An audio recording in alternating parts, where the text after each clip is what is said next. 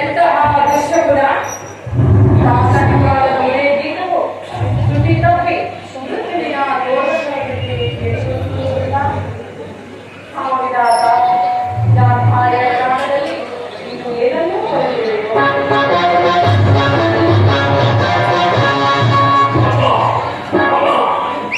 ಯಾರು ಪುತ್ರ ನಿನ್ನ ಸಲುವಾಗಿ ಎಷ್ಟೊಂದು ಕಾಗುಗಳಾಗಿದ್ದೇನೋ ಸಮೀಪಕ್ಕೆ ಬಾ ಕುಮಾರ.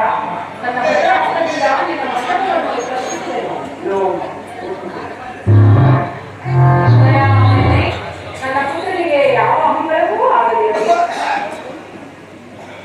ಅಮ್ಮ, ಈ ದಿನ ನಾನು ಯುದ್ಧಕ್ಕೆ ಹೊರಡಿ ನನ್ನನ್ನು ಆಶೀರ್ವದಿಸುತ್ತಾನೆ. ಯುದ್ಧ ಇದೆಂತಹ ಕೆಟ್ಟ ಸುದ್ದಿಸುವಾಗ ಯುದ್ಧಕ್ಕೆ ನಿನಗೆ ಆದೇಶ ಬಂದವರಾರು?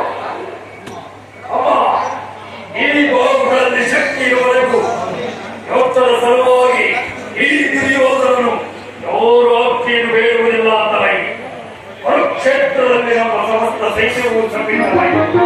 ನಿನಗೆ ತಿಳಿಯದೇ ತಾಯಿ. ತಿಳಿದಿರುವೆನು, ಆದರೆ ಅದನ್ನು ನಿನ್ನ ಧಾರ್ಮಿಕ ಪ್ರದರ್ಶನದ ಪರಮಾವಧಿ ಎಂದು ಭಾವಿಸಿದೆನು. ನೀನು ನಿಜವಾಗಿಯೂ ಯುದ್ಧವನ್ನು ಮಾಡುವೆ ಎಂದು ನಾನು ತಿಳಿದಿರಲಿಲ್ಲ ಕುಮಾರ. ಅಮ್ಮ, ಯೋಧವು ಕ್ಷತ್ರಿಯ ಧರ್ಮ. ಯುದ್ಧವು ಮನುಷ್ಯನ ನಾಶ, ನೀತಿಯ ಪ್ರಳಯ. ನೀನು ಈ ಯುದ್ಧದ ಚಿಂತೆಯನ್ನು ಬಿಡು. ಆ ಪಾಂಡವರೊಡನೆ ಸಂಧಿಗೆ ಸಮ್ಮತಿಸು ಕುಮಾರ. ಅಮ್ಮ, ಈ ಅಪವೃಕ್ಷ ವಾಕ್ಯಗಳನ್ನು ಕೇಳಿ ಕೇಳಿ ನಾನು ಬೇಸತ್ತಿದ್ದೇನೆ. 100 ಜನ ವೀರ ಪುತ್ರರನ್ನು ಎತ್ತ ವೀರವಾದಿಯಾದ ನೀನು ಯುದ್ಧದ ಸುಲಭವಾಗಿ ಎಷ್ಟೊಂದು ಕಾರಣರಾಗುವುದೇ.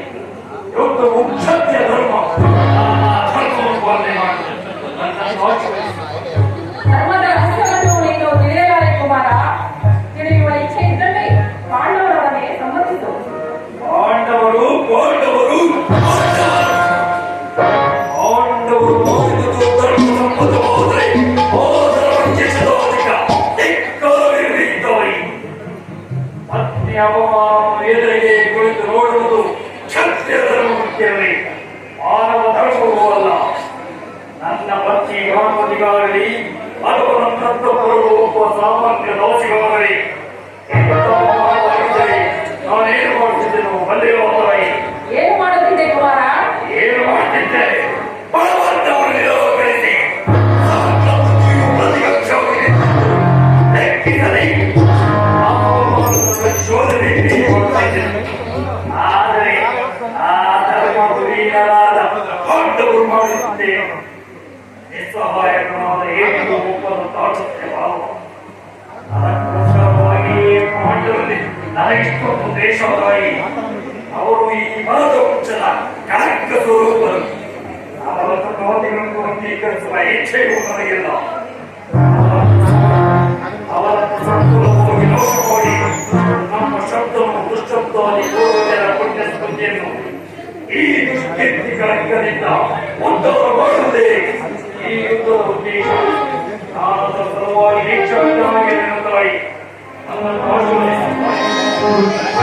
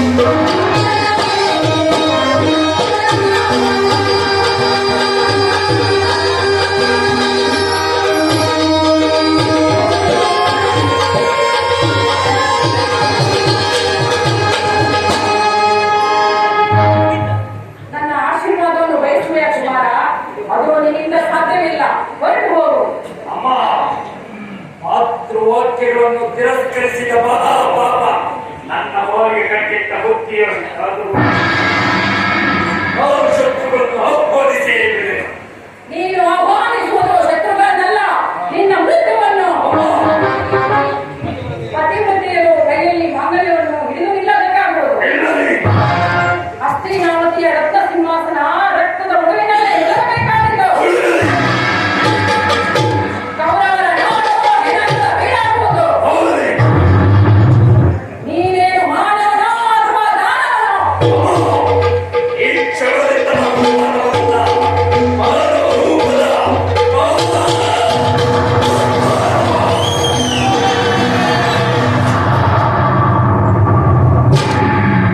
ಆ ವಿಧಾತ ತಾಯಿಯ ಹೃದಯವನ್ನು ಎಂತಹ ವಿಚಿತ್ರ ವಸ್ತುವಿನಿಂದ ನಿರ್ಮಿಸಿದೆ.